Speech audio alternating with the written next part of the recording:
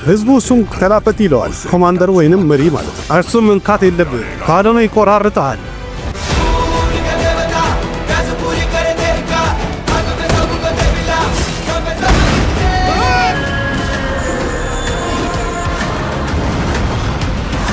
ሰላም ጤና ይስጥልኝ ቤተሰቦች እጅግ በጣም ሲጠበቅ የነበረው በጣም በጉጉት ሲጠበቅ የነበረው የተላፓቲ ቪጄ 69ኛ ፊልሙ ወይም ጃናይ ገን የተሰኘው ፊልም ትሬለር በመጨረሻ ፊልሙ ለእይታ ሊበቃ 7 ቀን ሲቀረው ለእይታ አብቅተውታል። በእርግጥ ብዙ ጊዜ የታሚል ፊልሞች ትሬለራቸው በጣም አርፍዶ እንደሚወጣ የታወቀ ነው። ግን ይሄን ያህል አርፍዶ የወጣ ምናልባት የመጀመሪያ ጊዜ መሆኑ ነው ወይም የመጀመሪያ ፊልም ማለት ያስደፍራል። እንደዛም ሆኖ ግን በጣም የሚያስደንቀውና የሚገርመው ነገር በአንድ በኩል አድናቂዎቹ በጣም ከፍተኛ ቁጥር እንዳላቸው በጣም ብዙ ጊዜ አውርተናል።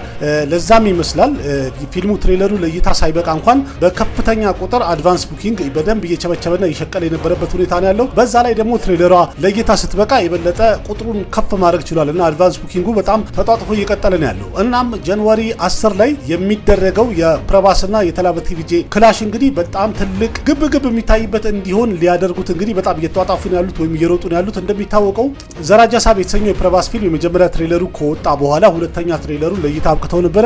የመጀመሪያው ትሬለር ሌላ ነገር ነው የሚያሳየው፣ ሁለተኛው ትሬለር ደግሞ ሌላ ነገር ነው የሚያሳዩና እሱም የተለየ አድርጎታል። ስለዚህ የፕረባስም አድናቂዎች በጣም ብዙ ናቸው። የተላፓቲ ቪጄም ደግሞ አድናቂዎች በጣም ብዙ ቁጥር ከፍተኛ ቁጥር አላቸው። በአሁኑ ሰዓት ላይ እንግዲህ ሁለቱም ከፊት እየመሩ ያሉ የታሚልና የቴልጉ ትልልቅ ሱፐርስታሮች ናቸው፣ በጣም ብዙ አድናቂ ያላቸው። ስለዚህ በ2026 የመጀመሪያ ወር በቀን 10 ላይ የሁለቱም ፊልም ክላሽ ያደርጋል፣ በ9ና በ10 ማለት ነው። እናም የሚደረገው ግብግብ በጣም ኃይለኛ እንደሚሆን እያሳዩናል። በአንድ በኩል ፕረባስ እንግዲህ በጣም የሚታወቀው በአክሽን ፊልሞቹ ነበር፣ ወይም ቀደም ብሎ በጣም ስኬታማ ፊልሞቹ ድምቅ ያለ ማስመሳላ የሆኑ አክሽን ፊልሞችን ይዞ መምጣት በጣም ይታወቅ ነበረ።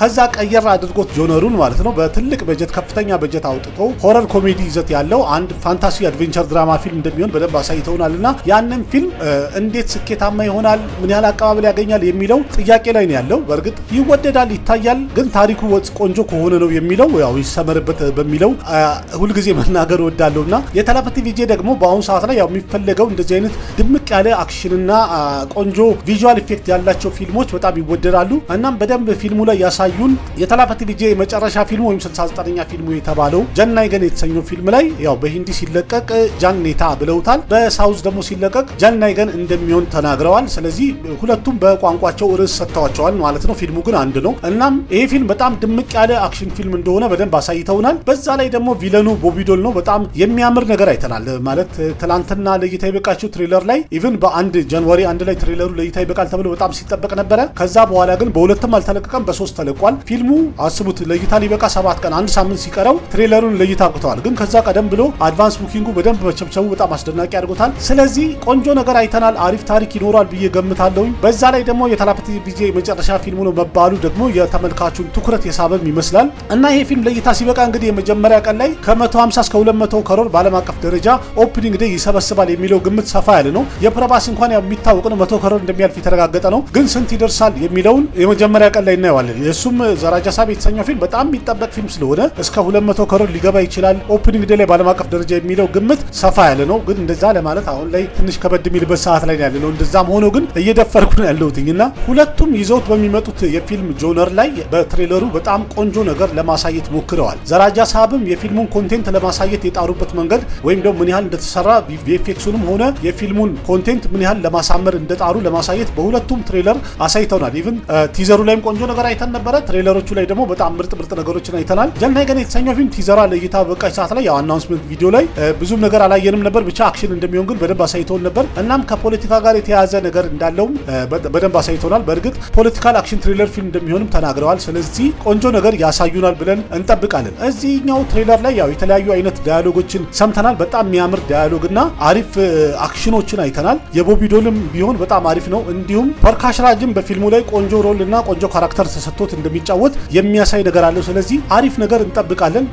ቆንጆ ነገሮች ይኖራሉ የሚለውን ነገር በደንብ አብዝቶታል። በእርግጥ ቀደም ያሉ ፊልሞቹ ምንም እንኳን ቀዝቀዝ ያሉ ቢሆንም የተላፓቲ ቪጄ ማለት ነው፣ እንደዛም ሆኖ ግን ቦክስ ኦፊስ ላይ በጣም ስኬታማ ነበሩ። በጣም ምርጥ ገንዘብ ሰብስበዋል። ማለት ቀዝቀዝ ያሉ የሚባለው ከአክተሩና እንዲሁም ፊልሞቹን ይዟቸው የመጣው ዳይሬክተሮቹ ሲካበድለት ስለነበረ ከዛ አኳያ ቀዝቀዝ ያሉ ፊልሞቹ ተብሎ ቢወቀስም ግን ቦክስ ኦፊስ ላይ ምርጥ ተቀባይነት አግኝቶ ምርጥ ገንዘብ ሰብስበው ነበረ። ምክንያቱም ምክንያቱም አድናቂዎቹ በጣም ከፍተኛ ስለሆኑ እያንዳንዱ ስራዎቹን ያለ ትዕግስት ነው የሚጠብቁት። በጣም ተወዳጅ አክተር ነው ማለት በዚህ ደረጃ እንደዚህ ነው ብዬ ከምነግራችሁ በላይ በሳውዝ እጅግ በጣም አድናቂ ያለው በጣም ተወዳጅ ነውና ፕረባስም ቢሆን ደግሞ አሁን ላይ በተለይ ከባሁበሊ በኋላ የአድናቂዎቹ ቁጥር በጣም እጥፍ ጨምሯል። ከዛ በኋላ የተለያዩ ስራዎቹ ቀዝቀዝ ቢሉም ፍሎፕ ቢሆኑም ተቀባይነት ቢያጡም ግን የፕረባስ ስታር ደግሞ ንቅንቅ አላለም። አሁንም ድረስ እየቀጠለ ነው ያለው። በዛ ላይ ተፈላጊነቱ በጣም እየጨመረ ነው ያለው። የተለያዩ ፊልሞችን አሁን በ2026 እንኳን ይዟቸው የሚመጣው ወይም ደግሞ እየሰራቸው ያሉ ፊልሞች በጣም ብዙ እንደሆኑ እየተነገረ ነው ያለው። ገና ከዛ በተጨማሪም እነዚህም ፊልሞች እንኳን ሰርቶ ለእይታ ሳያበቃ ለሌላ ስራዎች የሚፈለግበትና የሚፈርምበት ሁኔታም በጣም ተፈላጊነቱና ማርኬቱ ገበያው ላይ ምን ያህል ተፈላጊ እንደሆነ በደንብ ያሳያል። ይህም ማለት በአሁኑ ሰዓት ላይ ስታር ደግሞ በጣም ከፍተኛ እንደሆነ በደንብ ያሳያል። የተለያየ በሂንዲም ሆነ በሳውዝ ያሉ ዳይሬክተሮች ትልልቅ የሚባሉ ዳይሬክተሮች ከፕረባስ ጋር የመሰራት ፍላጎታቸውን በጣም እያሳዩ ነው ያሉት። እሱም ቢሆን ያው ስራውንና ሁኔታዎቹን እያመቻቸ ካለበት ሁኔታ ጋር እንዴት አድርጎ መሄድ እንዳለበትና እንዴት አድርጎ መስራት እንዳለበት ማኔጅ እያደረገ እየሰራ ነው ያለው። ከሰንዲፕ ሬዲዮ ጋር የሚሰራው አሁን ስፕሪት የተሰኘው ፊልም እንኳን ፈርስት ሉክ ፖስተሩ ለእይታ በቅቷል። እንደገና በአሁኑ ሰዓት ላይ ቀረጻውንም እየቀጠለ ነው ያለው። ከዛ ቀጥሎ ደግሞ ፎዚ የተሰኘ ፊልም አለ። እሱንም ደግሞ ከሃኑር አዋፉሪ ጋር ይዞት እንደሚመጣ ወይም ደግሞ እንደሚሰራ እየተነገረ ነው ያለው። ልክ እንደዛ ሊስት እንጥራ ብንል ፕረባስ አሁን እጁ ላይ ያሉ ስራዎች እንኳን በጣም ከፍተኛ ቁጥር አላቸው። በአንድ በኩል ደግሞ ተላፕቲ ቪዥን ስናየው የመጨረሻ ፊልሙ ነው እየተባለ ነው። ግን ፊልሙ ላይ አንድ ዳያሎግ ነበርና እዚህ ከመጣ በኋላማ ተመልሼ መሄድ የማይታመን ነው ወይም እዚህ ደርሼ ተመልሼ መሄድ የማይታመን ነው እና እኔ መለሳለሁ የምትል ዳያሎግ አለችና ይሄ ነገር ከዚህ በኋላ ተሎ የመሄድ ነገር ማጨራሽ ጥያቄ ማያስነሳም።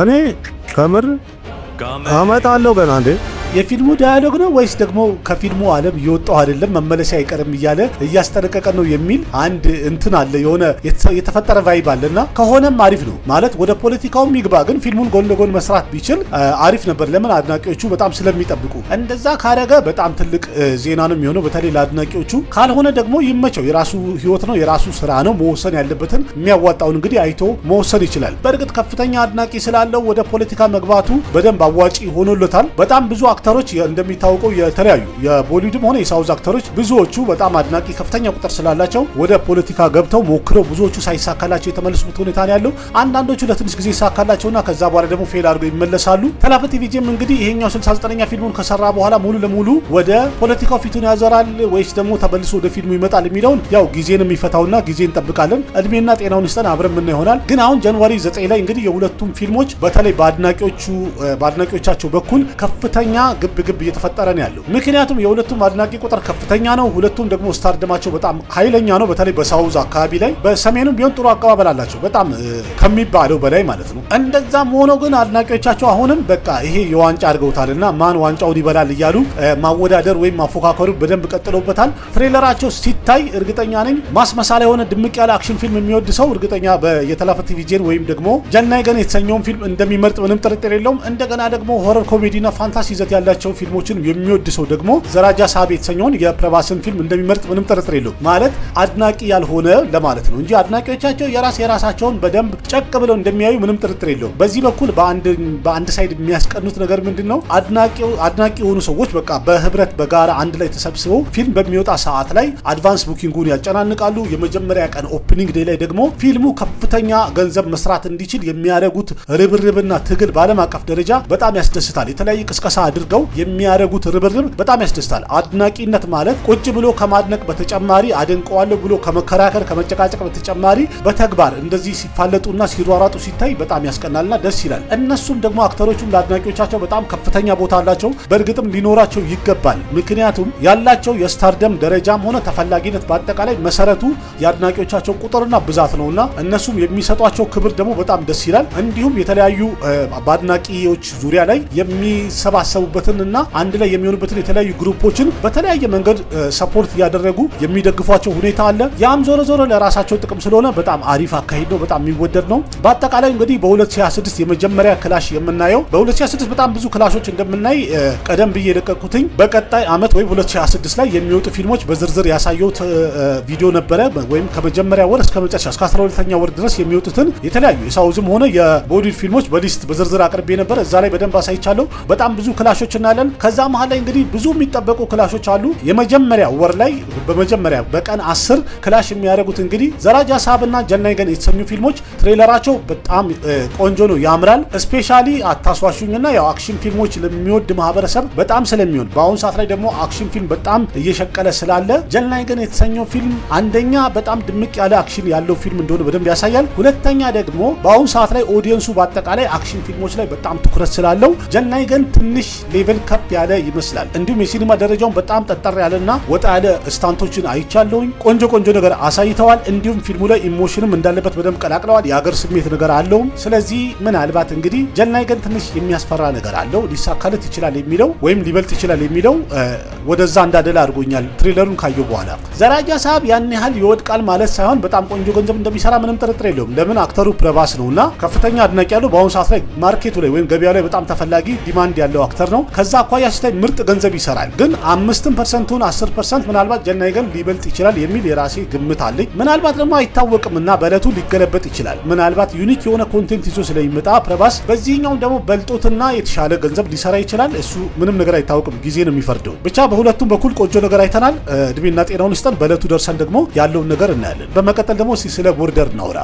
गुजरने वाली हवा बता के घर कब आओगे प्यार की छाओं में तुम बिन ये दिल सुना है। ሶኒዶን የሚተውንበት ቦርደር ሁለተኛው ክፍል እንግዲህ እንደሚወጣ ከተነገረ ቆየት ብሏል። በዚህኛው አመት የሚከበረው ሪፐብሊክ ዴይ ላይ ወይም ደግሞ ጃንዋሪ 23 ላይ ፊልሙ በዓለም አቀፍ ደረጃ ለእይታ ይበቃል ተብሎ እየተጠበቀ ነው ያለው። እንደምታስታውሱት በ1997 ቦርደር የተሰኘ ፊልም ለእይታ በቅቶ ነበረ። አክሼ ከና ሱኒል ሼቲ፣ ሶኒዶን፣ ጄኪ ሽሮፍን ምናምን ጨምሮ በጣም ብዙ አክተሮች የተሳተፉበት ነበረ። እዛ ፊልም ላይ ሰንዴሲ አትሄ የምትል አንድ በጣም ምርጥ ሙዚቃ ነበረች፣ ማለት ጊዜም አይሸራት ማለት ነው። እና አሁን ያቺን ሙዚቃ እንደገና ሪክሬት አድርገው አቅርበዋታል። ማለት ከፊልሙ ትሬለር በፊት ቲዘሩ ወጥቶ ትንሽ አስቀይሞን ነበር። አሁን ግን ሙዚቃዋ ስትወጣ በጣም የምታምር ነገር ወይም ቆንጆ ነገር አሳይተውናል። ተመልካቹን በጣም ወዶታል። በጣም እየታየን ያለው በጣም እየተደነቀ ነው ያለው። እንዲያውም ሪክሬት ከተደረጉ እስካሁን ካሉ ሙዚቃዎች የተሻለ ሆኖ ተገኝቷል። ቆንጆ ነገር አለው። ኢቭን በዛ ሰዓት ላይ አኖማሊ ክሬት አድርጎት የተለያየ አስተያየት ቢሰጥበትም ሙዚቃው በጣም ስኬታማ ከሆነ በኋላ ከዚህ በፊት የአኖማሊ ታሪክ ላይ አቅርቤላችሁ ነበረ።